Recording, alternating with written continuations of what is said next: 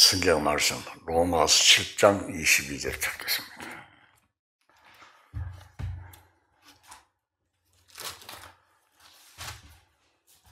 로마서 7장 22절이 되겠습니다.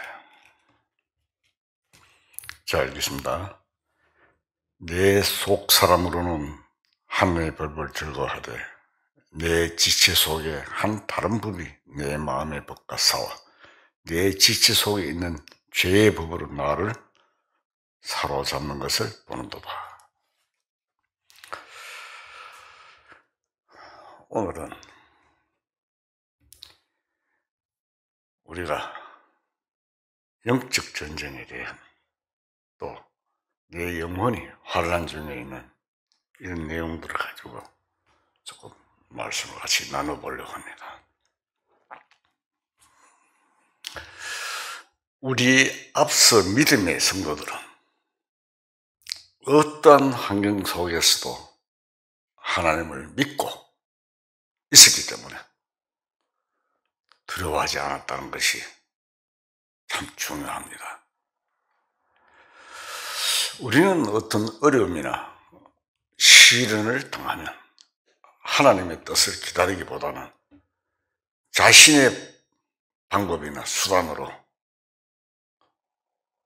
무엇을 하려고 합니다.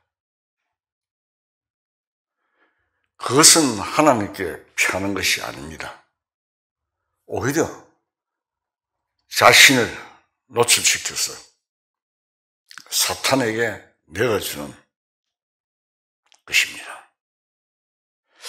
앞선 성도들은 어려움을 당할 때 자기 방법이나 생각대로 하지 않고 하나님께 묻고 의지하여 하나님 뜻에 따르는 삶을 살았습니다. 그러므로 하나님의 의로움이 나타나서 구원이 되셨습니다. 우리가 다니엘서 같은 걸 읽어보면 다니엘의 세 친구들도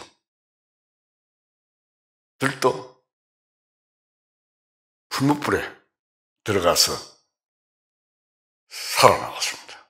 세 사람을 풀무불에 넣었는데 얼마나 뜨겁게 했는지 7배를 더 뜨겁게 하라고 이야기했을 때 불에 던지는 사람은 타 죽고 다니엘 친구 세 사람은 한 사람이 4사람이 있었다고 했어요. 보니까 기록에 천사가 한 사람이 그 사람들 동안 머리 하나 끄시지 않고 나왔는 그런 내용들을 우리가 다니엘서 읽어보면 나오죠. 또 다니엘도 사자굴에 던져졌는데 사자굴에서 살아나왔지 않습니까? 자, 이런 것을 볼 때 하나님을 의지하고 어려움을 당했을 때 하나님의 뜻을 따랐을 때 이러한 하나님의 의로움이 나타나서 구원이 되었습니다. 요셉도 마찬가지입니다. 우리가 성경 구약 성경 읽으면 많이 나오죠, 내용이. 로마서 3장 25절을 찾겠습니다.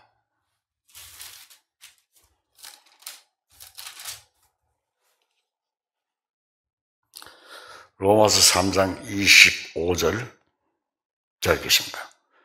모든 사람이 죄를 범하였음에 하나님의 영광에 이르지 못하더니 그리스도 예수 안에는 속량으로 말미암아 하나님의 은혜로 값없이 의롭다 하심을 얻은 자 되었느니라.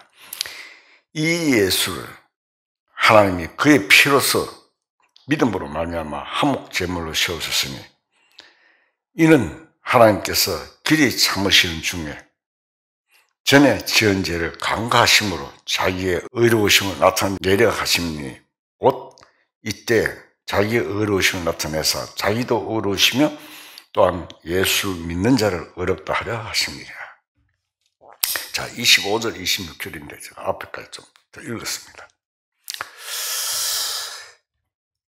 예수님이 십자가에 돌아가신 거기에 하나님께서 의로움을 나타내셨습니다. 우리 죄인들을 향해 참고 계시던 하나님의 의로움이 나타난 것입니다. 그래서 이때 자기의 의로우심을 나타내사 되어 있습니다. 예수님을 통해 나타낸 의로움을 믿는 사람들도 어렵다 하심을 얻는다고 했습니다. 하나님께서 우리에게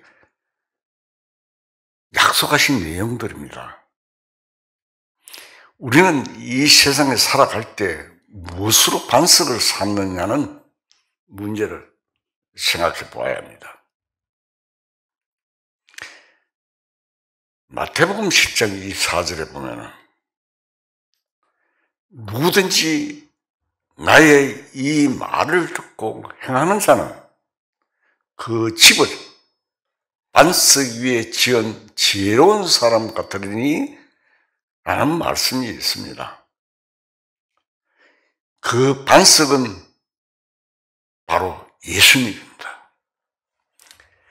구원을 받은 사람은 이 세상에서 의지할 것이 없고 안식처를 얻을 수 없는 것이 사실입니다. 그러나 주님을 믿는 믿음이 있으면 아무리 세상이 어지럽고 복잡하더라도 그 마음이 흔들리지 않는 굳건한 위치에 서 있을 수 있습니다. 우리가 주님께 모든 것을 맡기고 살아갈 수 있는 믿음은 없더라도 영혼을 구원해 주신 주님이 우리 삶을 인도해 주시고 이끌어 주시는 분이라는 사실은 분명히 알고 있습니다. 만일 우리가 주님을 확실히 믿으면 주님이 우리의 반석이 되십니다. 그렇지만 믿음이 없으면 어떻게 됩니까? 바람이 불고 비가 내리는 바다에서 출렁거리는 파도 위에 있는 상태와 똑같습니다. 우리가 주님의 말씀을 생각할 때 나는 누구의 이름으로 사느냐에 대해서 생각해 봐야 할 것입니다. 그런 날, 구원받던 날부터 개인의 이름을 의지하여 사는 삶이 끝이 나는 것입니다. 주님을 믿어 주님이 자신의 생명이 된 사람은 주님의 백성, 주님의 것, 주님의 몸, 주님의 것입니다. 그렇게 되었습니다. 값으로 샀습니다. 속량했다는 말은 돈을 주고 샀다 이 말입니다. 그리고 찬송가는 속량 많이 부르죠. 주님의 생명이 안에 들어와서 주님의 생명, 주님의 이름으로 살아가는 것입니다. 세상에 속해 있던 내가 주님으로부터 속량받고 주님의 사람이 되었듯이 믿음 여하에 따라서 주님 앞에 있는 모든 것이 가치가 달라질 수 있고 주님의 것으로 구속될 수가 있습니다.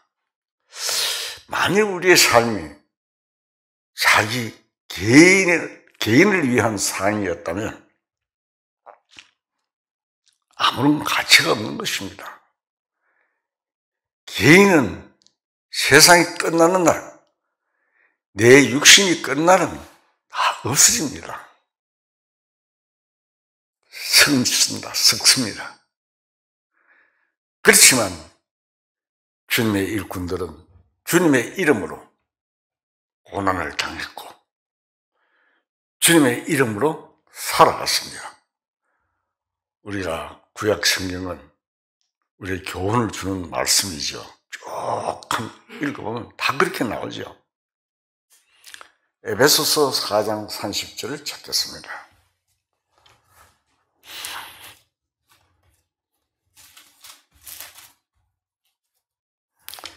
에베소서 4장 30절. 하나님의 성령을 근심하게 하지 말라. 그 안에서 너희가 구원의 날까지 인치심을 받았느니라. 하나님의 성령은 우리 안에서 내 영과 같이 계십니다. 너희가 구원의 날까지 인침을 받았느니라고 약속을 했죠. 성령을 근심하게 하지 말라. 하나님의 성령은 우리 안에서 내 영과 같이 계십니다. 그렇기 때문에 만일 죄를 지어 성령이 근심하면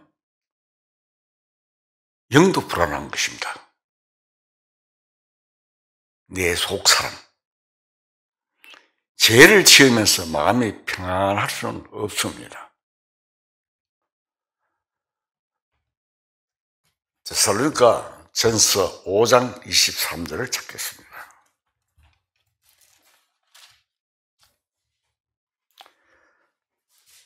데살로니가 전서 5장 23절. 자, 읽겠습니다. 평강의 하나님이 친히 너희를 온전히 거룩하게 하시고 또 너희의 온 영과 혼과 몸이 우리 주 예수 그리스도께서 강림하실 때 흠 없게 보존되기를 원하노라. 우리 인체는 세 가지로 나누어져 있습니다. 영과 혼과 육체, 몸으로 되어 있습니다. 그래서 우리의 진짜 나는 내 영혼입니다. 내 영입니다. 속사람은. 이 육체는 장막에 불과합니다. 그래서 평강의 하나님이 친히 너희를 온전히 거룩하게 하시고 또 너희의 온 영과 혼과 몸이 우리 주 예수 그리스도께서 강림하실 때 공중 강림하시죠. 흠없게 보존되기를 원하노라. 이렇게 말씀하신 것입니다. 영과 혼이 흠없이 보존되는 문제와 그리스도인의 심판을 관련지어 생각할 수 있습니다. 들림받은 이후에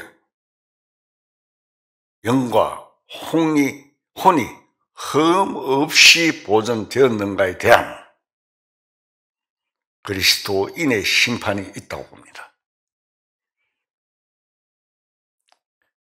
구원받은 사람도 죄를 지으면 양심이 괴롭습니다. 영혼이 환난 중에 있는 것은 오늘 정국이죠. 영혼이 환난 중에 있는 것은 육신의 생각이 영혼을 압박하기 때문입니다. 그래서 내 속사람으로는 하나님의 법을 즐거워하되 내 지체 속에 한 다른 법이 내 마음의 법과 싸워 내 지체 속에 있는 죄의 법으로 나를 사로잡는 것을 보도다 라는 말씀이 있습니다. 로마서 10장에 있습니다. 10장 22절에. 그래서 영원히 고통 중에 환난 중에 있는 것은 육신 생각 때문입니다. 그래서 사도 바울이 이야기를 했지요. 로마서 10장 24절에 보면 오라 나는 공고한 사람이로다. 이 사망의 몸에서 누가 나를 건져내랴. 그 고통의 수초는 영입니다. 육신이 고통한다는 말이 아니고 영이 고통 중에 있다는 내용입니다. 우리의 영혼이 환난 중에 있지만 우리 자신은 그것을 해결할 수가 없다는 것을 알고 하나님께 맡겨야 합니다. 주님께 맡기는 믿음이 올 때에는 그 영이 평안할 수가 있습니다. 그것은 자신의 힘으로 되는 것이 아니라 주님의 은혜로 되는 것입니다. 여러분은 영혼의 문제로 절규를 경험해 본 적이 있습니까? 영혼이 답답하고 괴로우면 하나님을 찾게 되고 또 주님을 찾게 됩니다.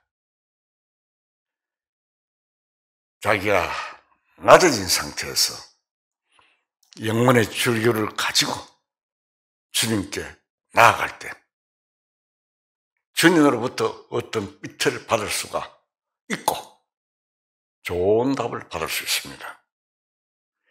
이것이 신앙생활 속에서 일어나는 문제를 해결하는 방법입니다. 가령 화가 나거나 남이 미워질 때 주님을 향해서 주님, 저는 이런 인간입니다 하고 자기를 주님 앞에 내놓는 절규가 있어야 할 것입니다. 인간관계에서 자신이 잘했다 하더라도 마음속에 화가 나고 미움이 생기면 근본 원인이 자신에게 있는 것입니다. 우리가 화내고 속상해하는 것은 대부분 그 일이 자신의 뜻과 맞지 않기 때문입니다.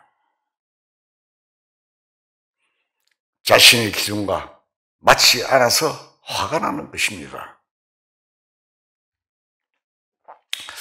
그러나 자신의 마음에는 맞지 않지만 만일 그것이 주님의 뜻이라면 자기를 포기하는 것이 있어야 됩니다. 생각대로 안 되더라도 자기를 포기하는 마음이 있어야만 믿음이 성장하고 자라나게 될 것입니다. 하박국 3장 17절을 잡겠습니다.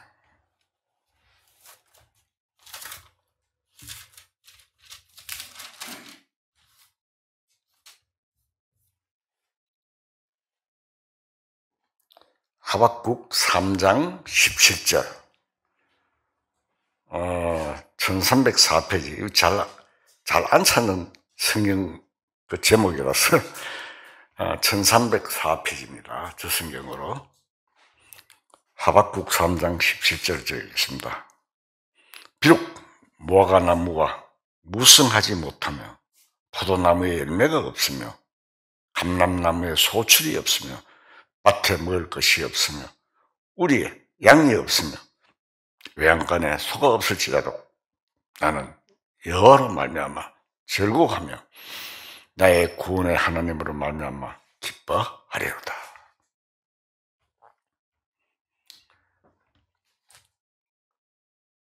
여기에 무화과나무 무성하지 못하고 포도나무에 열매가 없고 감람나무에 소출이 없고 밭에는 식물이 없고 우리에는 양이 없고 외양간에 소가 없다는 것은 무엇을 뜻합니까? 아무것도 없다는 말입니다. 그런데 하박국 선지자는 뭐라고 했습니까? 나는 여호와로 말미암아 즐거워하며 나의 구원의 하나님으로 말미암아 기뻐하리로다 했습니다. 그의 마음이 하나님으로 가득 차 있는 것을 알 수가 있습니다. 이 세상은 사탄의 왕노릇하는 세상입니다. 사탄의 손에 이끌려가는 세상입니다. 이것이 사실인데도 사람들이 모른다 이 말입니다. 우리도 사탄 손에 잡혀 사느냐 아니면 주님의 손에 이끌려 사느냐는 문제를 생각해 볼 수가 있습니다. 사도 바울은 사로잡힌 예수님께 그것을 잡으러 간다고 해서 빌립보서 3장 12절 봅시다. 빌립보서 3장 12절 잘 읽겠습니다. 내가 이미 얻었다 함도 아니요 온전히 이루었다 함도 아니라 오직 내가 그리스도 예수께 잡힌 바 된 그것을 잡으려고 달려가노라. 예수께 잡힌 바 그것을 잡으려고 달려간다. 바울은 자신이 아직도 완성해야 할 일이 있기 때문에 그 목적을 향해 달려간다는 또 말한 것입니다. 하나님의 창고 안에는 엄청난 은혜가 준비되어 있습니다. 성도가 주를 두려워한다는 것은 무서워 떤다는 말이 아닙니다. 그 말씀은 경건한 마음으로 주님을 섬기는 마음을 갖는다는 것을 의미합니다. 꼭 빌립보서 2장 12절 옆에 바로 봅시다. 빌립보서 2장 12절 그러므로 나의 사랑하는 자들아 내가 나 있을 때뿐 아니라 더욱 지금 나 없을 때에도 항상 복종하여 두렵고 떨림으로 너희 구원을 이루라. 경건한 마음으로 주님을 섬기는 마음을 갖는다는 것을 의미합니다. 주를 두려워하는 자를 위하여 쌓아두신 은혜, 곧 인생 앞에서 죽게 피하는 자를 위하여 베푸신 은혜가 어느 날 우리 각자에게도 발견될 수 있어야 합니다. 성경 말씀을 상고하며 철저하게 신앙생활을 한다면 어느 날 주께서 베푸신 그 은혜를 발견하게 됩니다. 시련 속에 있다가도 어떤 말씀을 깨닫게 되면 마음의 변화가 옵니다. 자신이 받은 은혜를 세상 아무리 좋은 것과도 절대 바꿀 수 없다는 마음을 가지고 이야기하는 사람들은 뭔가 발견되어서 그렇습니다. 찬송가에도 그 사실을 발견한 찬송들이 많이 나오죠.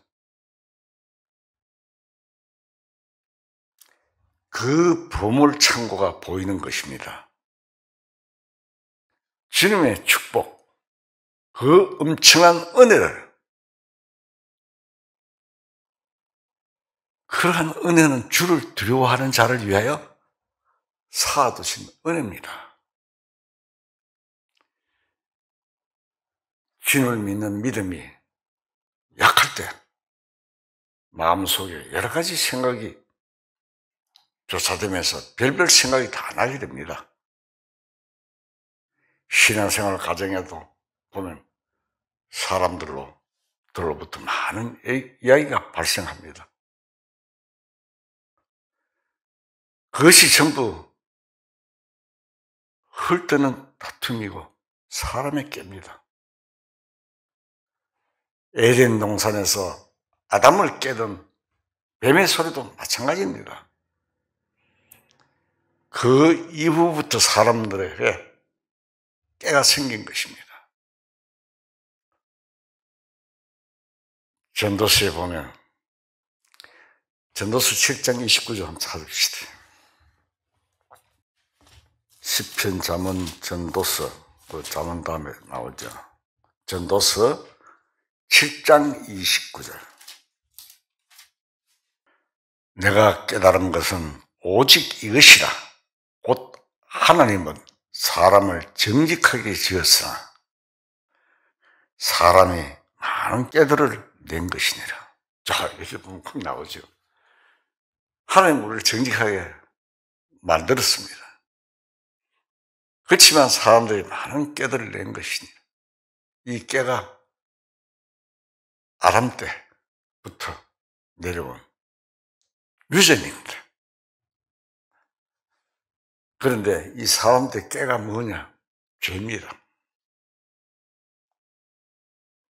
사람들은 하나님의 말씀을 듣고 사는 것이 아니라 깨를 부려 그 깨로 하나님께 도전합니다. 구원받은 이후에도 사람은 그러한 사람의 말을 귀를 기울이다 보면 성경 말씀이 잘 믿어지지 않아요. 사람들의 말을, 그 말에 귀를 기울이다 보면 성경 말씀이 잘 안 믿어진다 이 말입니다. 성경 말씀이 마음에 새겨지지 않고 자꾸 다른 생각이 떠오르는 것입니다. 욥이 시험 당할 때 욥기서 읽어보면 욥은 방문한 세 친구로부터 이런저런 말로 공격을 많이 당합니다. 나중에 엘리후가 나오는데 이 엘리후는 성령의 그림자입니다. 성령의 음성이 들려왔을 때 비로소 욥은 자신의 문제에 대한 바른 답을 찾게 됩니다. 시간이 없으니 욥을 다 읽을 수는 없지만 욥기서 한번 읽어보십시오. 우리의 마음속에 어떤 문제가 생기면 주님 앞에 묵상하면서 조용히 생각해야 하는데 그것보다는 사람에게 먼저 찾아가서 모든 문제를 해결하려는 잘못을 저지르기가 쉽습니다. 물론 교제하는 중에 풀릴 수도 있습니다. 에베소서 1장 17절을 찾겠습니다.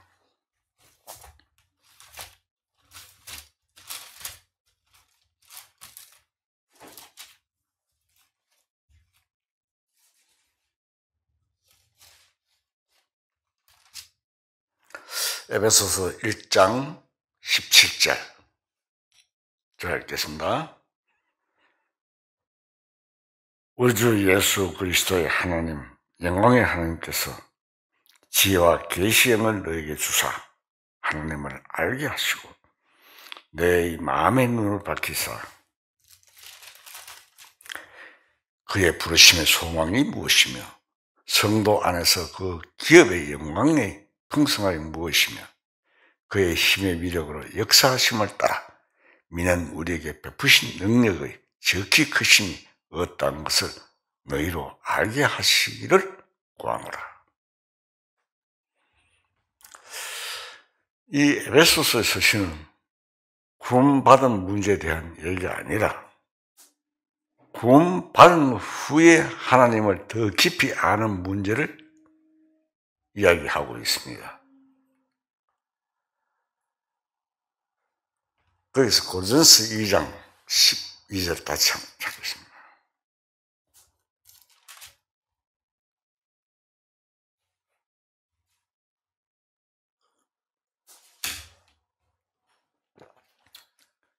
고린도전서 2장 12절 제가 읽겠습니다. 우리가 세상의 영을 받지 아니하고 오직 하나님으로부터 온 영을 받았으니 이는 우리로 하여금 하나님께서 우리에게 은혜로 주신 것들을 알게 하려 하심이라. 우리는 세상의 영을 받지 않았습니다. 하나님의 영을 받았습니다. 하나님께서 우리에게 은혜로 주신 것들을 연구해서 아는 것이 아닙니다. 경험해서 아는 것입니다. 이러한 문제는 막연하게 성경을 배워서 아는 것이 아니라 실제로 성경 말씀을 따라서 행동하고 순종하면서 알아갈 수 있는 문제입니다.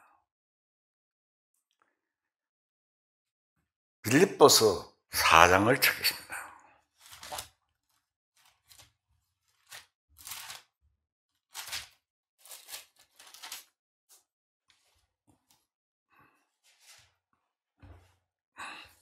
빌립보서 4장 4절.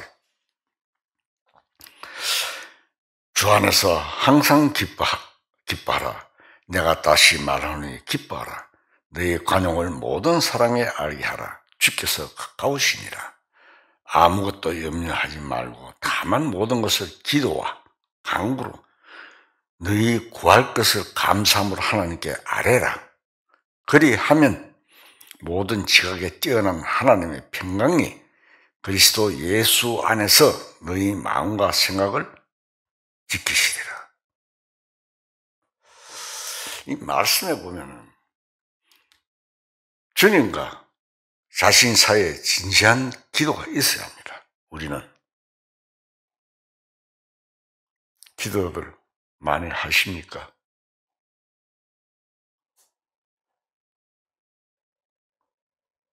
분명히 아래라고 되어 있습니다. 주님을 사모하고 순종하는 마음을 평소에 지니고 어떤 일에 부딪혀도 마음을 쏟아서 주님 앞에 기도할 수 있는 자세가 되어 있어야 합니다. 그리스도인은 평소에 그런 자세로 살아가는 사람은 바울이 말한 대로 이 기도가 가능합니다. 그러나 평소에 아무렇게 나 살다가 어떤 일이 생기고 터지면 당황해서 주님을 찾는 것은 미신과 같습니다.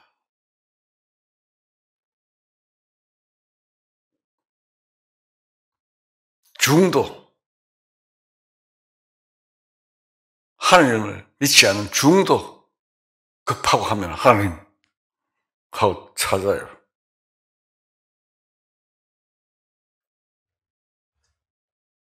뭔 일이 터지면 이제 급해서 주님하고 찾는 건 미신과 같은 것입니다. 평소에 지금 기록한 대로 아무것도 염려하지 말고 다만 모든 것에 기도와 간구로 너희 구할 것을 감사함으로 하는 게 아래라. 그리하면 하나님께서 지켜주시고 우리 마음의 생각을 지키신다. 답이 있는데도 이런 것을 건너뛰어버려. 너희한테 필요한 말만 주님이 우리 죄 사해 주셨다. 그 보고만 딱 가슴에 안고 있는. 물론 그것도 있어야 되지만 이런 말씀들도 우리가 가슴에 품고 있어야 합니다. 우리도 어떤 때는 하나님이 나를 버리셨는가 보다 생각할 때가 있을 수 있습니다. 열심히 신앙생활을 하다가도 어려움을 당하면 실망스러운 말을 입으로 내뱉게 됩니다. 저는 그런 사람들을 많이 봤습니다.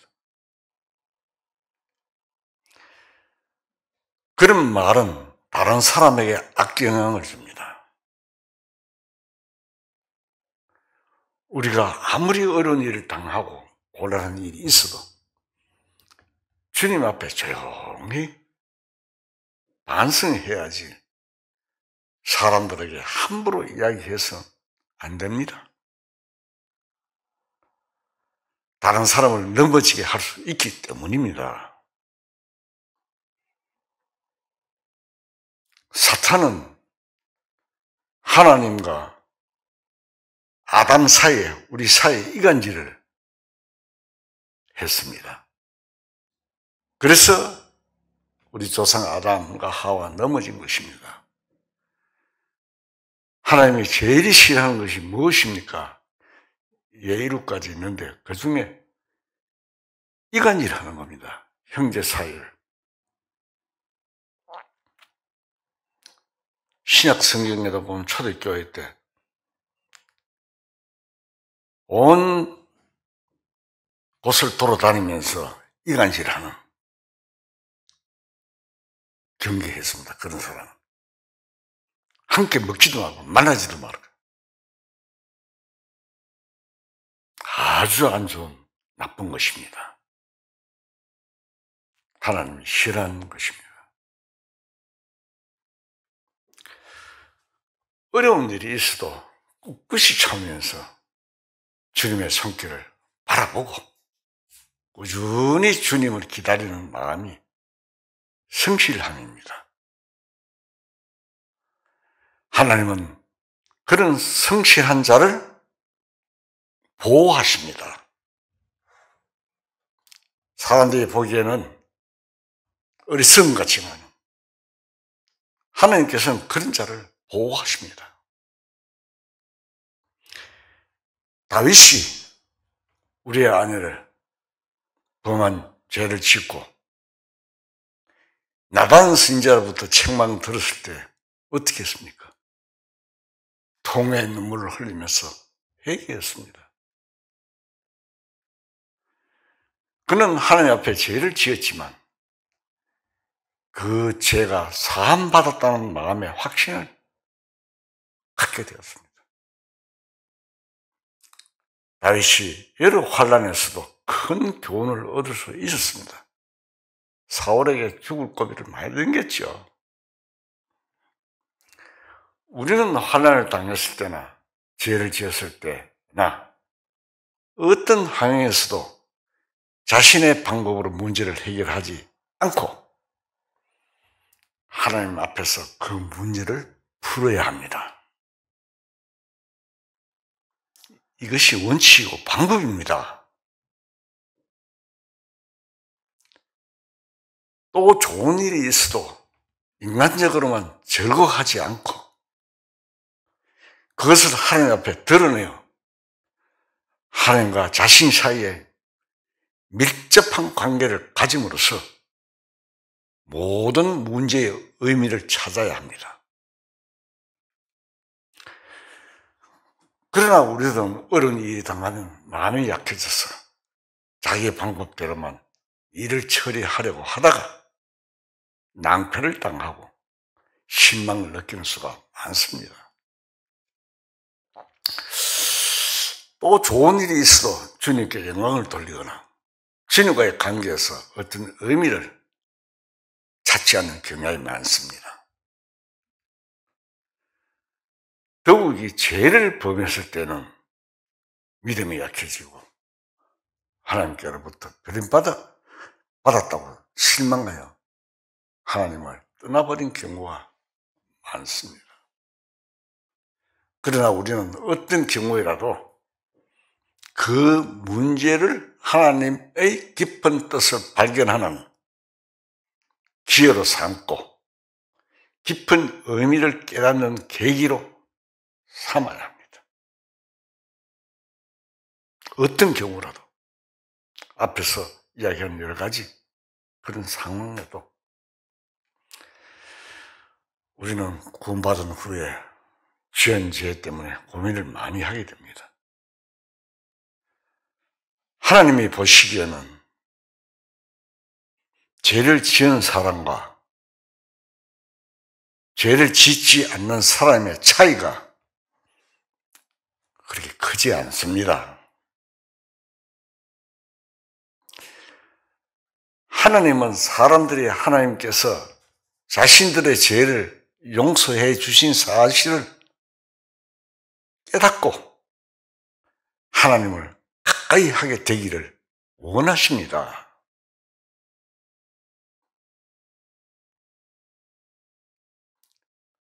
로마서 5장 20절을 찾겠습니다.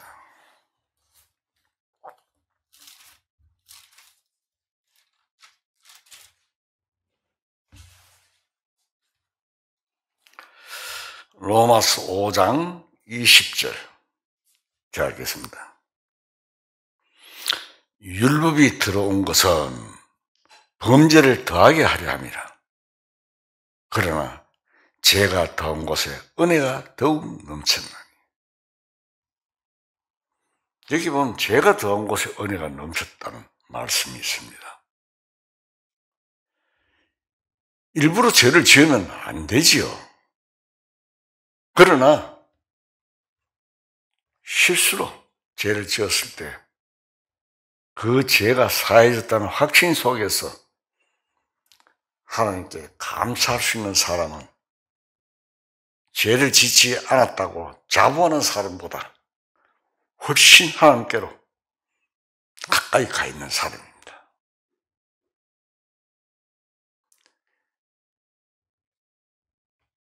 시편에 보면은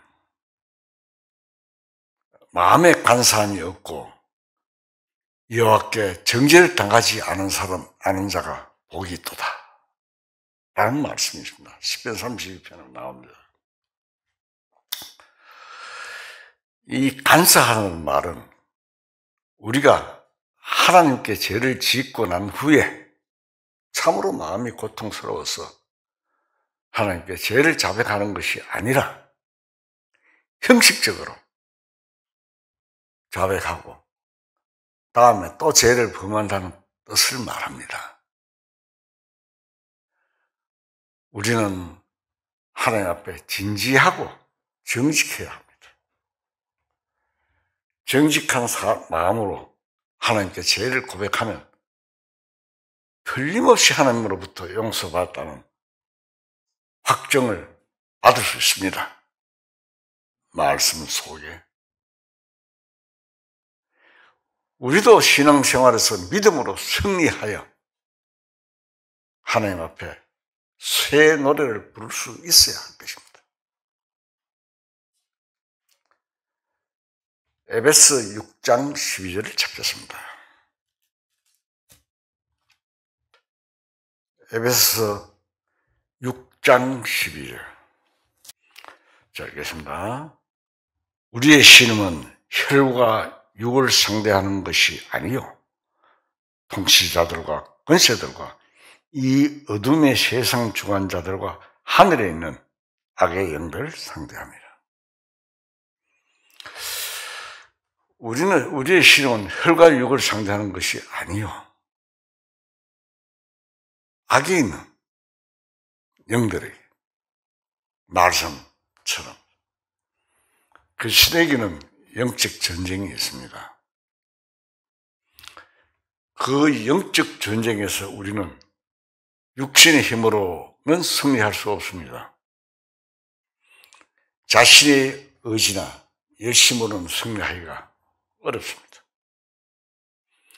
물론 참고 견디는 것도 있지만 모든 것은 믿음으로 살아가는 생활 속에서 승리할 수 있는 것입니다.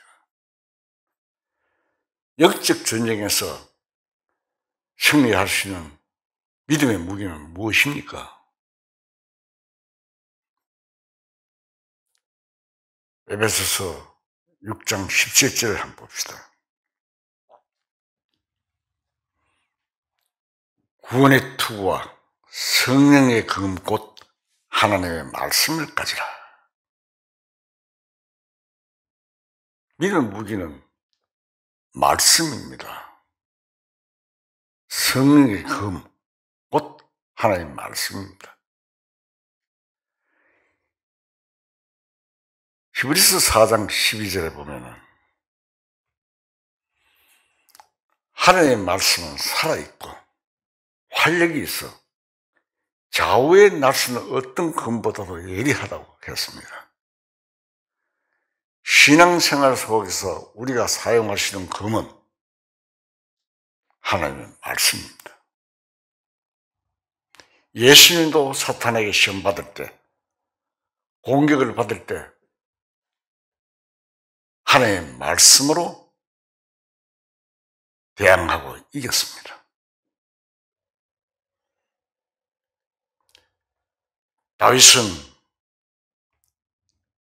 다윗도 여호와의 말씀은 정직하며 그가 행하시는 일은 다 진실하도다. 시편 34편에 나옵니다. 했듯이 말씀을 의지함으로써 승리할 수 있었습니다. 우리도 마찬가지입니다. 어떤 어려움이나 영적 공격이 사탄의 불화살이 날아올 때는 금 하나님의 말씀을 가지고 대항을 해야 됩니다. 하나님의 말씀은 절대적이며 아무리 작은 부분이라도 변질되거나 약화되지 않습니다. 문제는 우리가 하나님의 말씀을 그대로 받아들이고 믿어서 신앙생활의 무기로 삼지 않는 데 있는 것입니다. 어떤 문제든지 말씀의 힘으로 문제를 해결할 수 있어야 합니다. 그러면 어떻게 해야 됩니까?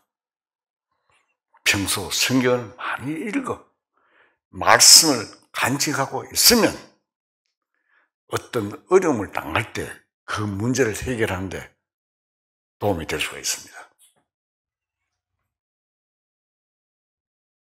그래서 우리가 거듭나고 나면 성경을 많이 읽잖아요. 읽어지잖아요. 경험을 다 했지 않습니까? 그 성경 말씀이 마음판에 새겨져 있다가 어떤 일들이 닥치면 그 말씀들이 계속 나오잖아요. 해결되잖아요. 모든 일. 그것이 바로 승리하는 생활입니다. 그러므로 구원의 투구와 성령의 검, 곧 하나님의 말씀을 가지고 살아야 하는 것입니다. 하나님은 정의와 공의를 살아가신다고 하셨습니다. 하나님의 뜻에 합당한 것이 하나님의 정의입니다.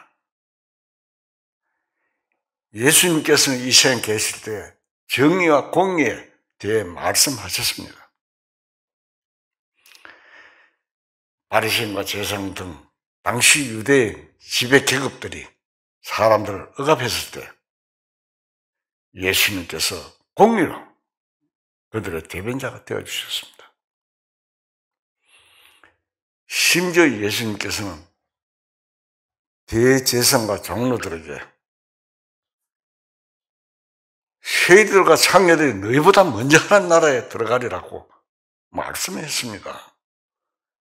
얼마나 충격적인 이야기입니까? 그때 제사장과 장로들은 요즘 같으면 목사나 장로나 집사나 권사나 지도자급에 있는 사람입니다. 그런데 세금 떼먹는 세리,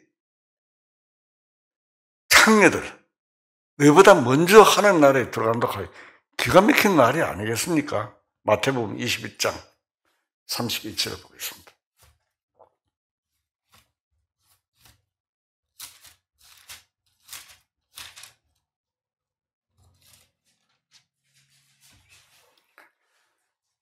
마태복음 21장 31절.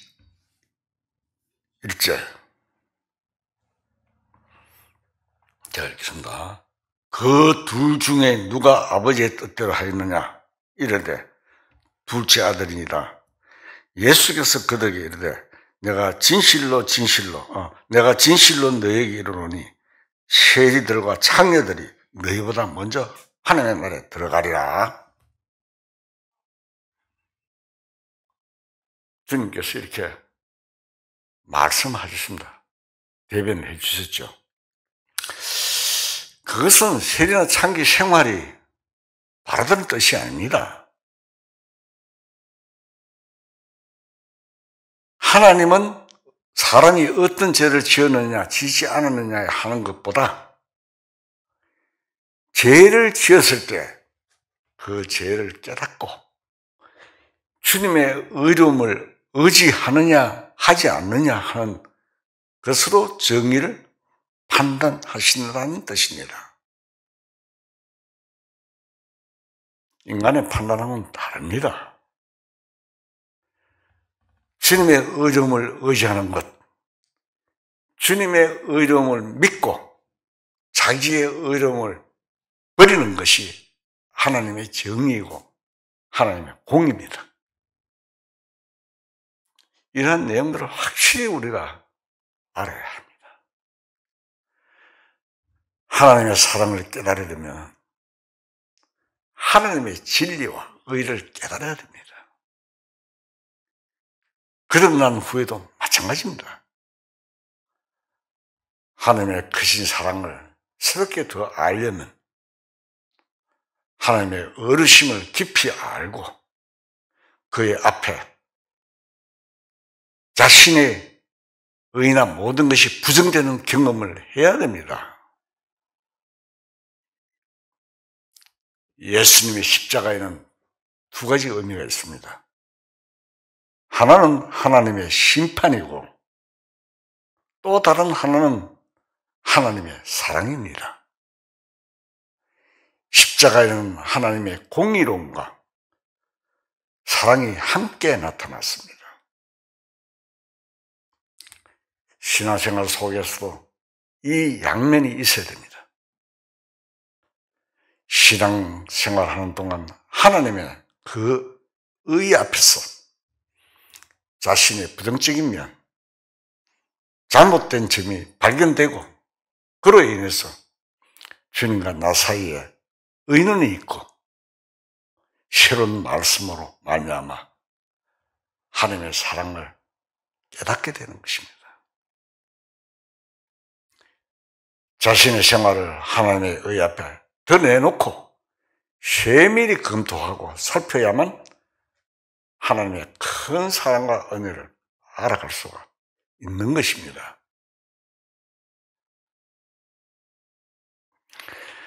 여호와를 자기 하나님으로 삼는 나라는 이스라엘 민족뿐입니다. 그렇지 않습니까? 세계 여러 나라 중에. 현재 이스라엘 사람 중에는 무신론자들이 많이 있습니다만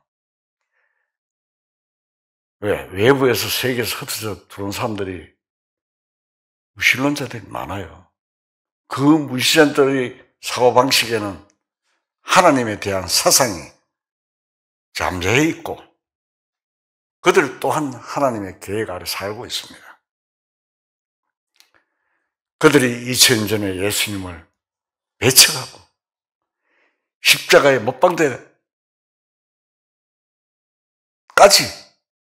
내어줬기 때문에 온 세계로 흩어져서 저주를 받았지만 하나님의 계획대로 많은 사람이 회개할 것이고 하나님을 섬기게 될 것입니다. 현재 하나님의 나라는 이 지상에 누굽니까? 구원받은 그리스도인들이 이에서 이루어지고 있습니다. 현재 하나님 나라는 베드로전서 2장 9절을 찾겠습니다. 베드로전서 2장 9절. 자, 알겠습니다. 그러나 너희는 택한 족속이요 왕같은 제사장들이요 거룩한 나라요 그의 소유가 된 백성이니 이는 너희를 어두운 데서 불러내어 그의 귀한 빛에 들어가게 하신 이의 아름다운 덕을 선포하게 하려 하심이라. 너희가 전에는 백성이 아니더니 이제는 하나님의 백성이요 전에는 긍휼을 얻지 못하였더니 이제는 긍휼을 얻은 자니라. 자, 전에는 이스라엘 민족들이 하나님 백성입니다. 외적으로. 그런데 지금은 어떻게 됐습니까? 하나님의 생명을 받은 구원받은 무리는 하나님의 택하신 족속이야. 하나님의 백성입니다. 그러므로 구원받은 이들은 하나님의 백성으로서 자부심을 가지고 하나님 백성답게 살아가야 할 것입니다. 마음을 하나님께 맡기면 틀림없이 정하게 됩니다. 신앙생활의 성장 가운데 과정에는 차츰차츰 마음이 정돈되고 주님께로 좀 더 가까이 인도되고 주님께 모든 것을 맡기는 믿음이 있습니다. 그것은 성령으로 말미암는 일입니다. 시편에 보면은 그는 그들 모두의 마음을 지으시며 그들이 하는 일을 굽어 살피시는 이로다 라는 말씀이 있습니다. 하나님 앞에 모든 행사를 맡기면 하나님은 그 마음을 지켜주십니다. 내 스스로 마음을 다듬을 수는 없습니다. 내 마음 나도 몰라. 오늘 다르고 내일 다릅니다. 마음이. 구원받은 이후에도 마음이 점점 새로워지고 더 정한 마음이 되는 것은 하나님께서 하시는 일입니다. 빌립보서 2장 5절을 찾겠습니다. 빌립보서 2장 5절 자 읽겠습니다. 내 안에 이 마음을 품으라 곧 그리스도 예수의 마음이니 너희 안에 이 마음 품으라.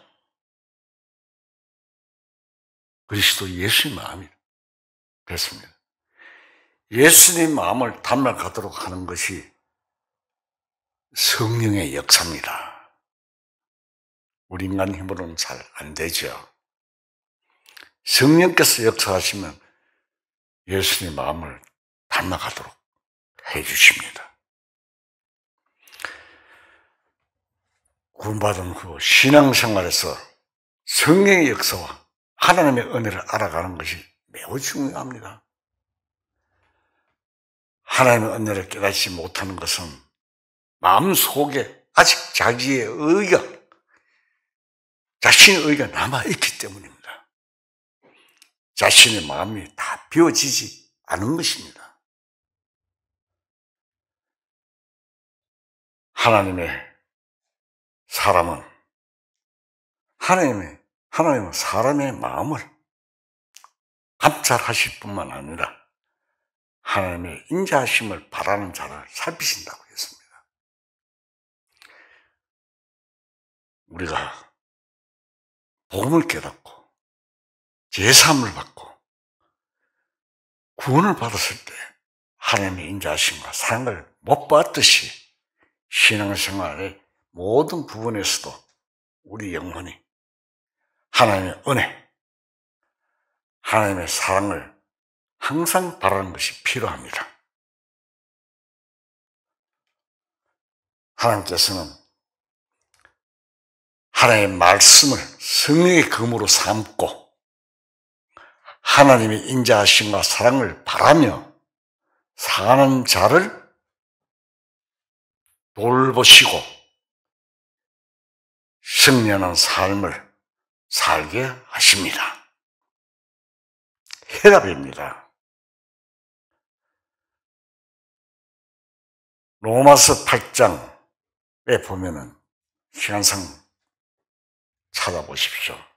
33절에 나오는데 바울은 어떤 환난이나 공고나 핍박이나 기근이나 위험이 와도 그리스도의 사랑으로 말미암아 승리할 수 있다고 확신하고 있습니다. 읽어보면은 어떤 것도 우리를 하나님의 사랑에서 끊을 수 없습니다. 하나님의 사랑이 그만큼 완전하다는 것입니다. 사도 바울이 간증을 했습니다. 하나님께서 원하시는 것은 우리가 계속 하나님의 사랑을 바라는 것입니다.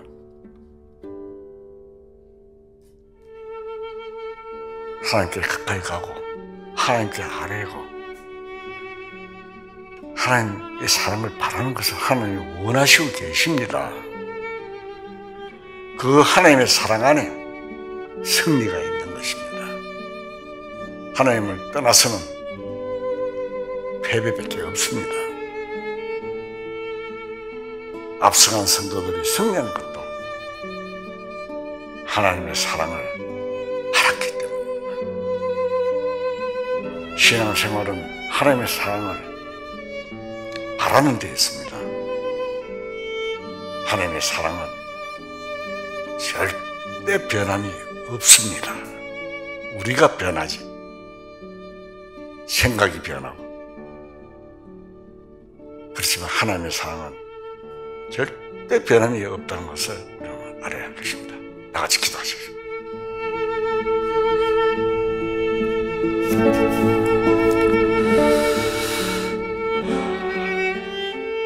신실한 자를 보호해 주시고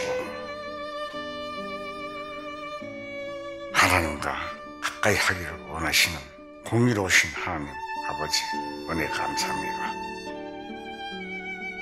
어떤 어려운 환경과 고난을 당할 때도 하나님께 아뢰고 의지하는 믿음으로 살아갈 수 있게 도와주시옵소서. 악한 영의 공격에도 항상 살아있고 활력있는 하나님의 말씀의 검으로 승리하는 생활이 될 수 있게 도와주시옵소서. 세상에 살아가는 모든 시간들을 우리 주님께 부탁드리며 우리 주 예수 그리스도 이름으로 감사하며 기도드리옵나이다. 아멘.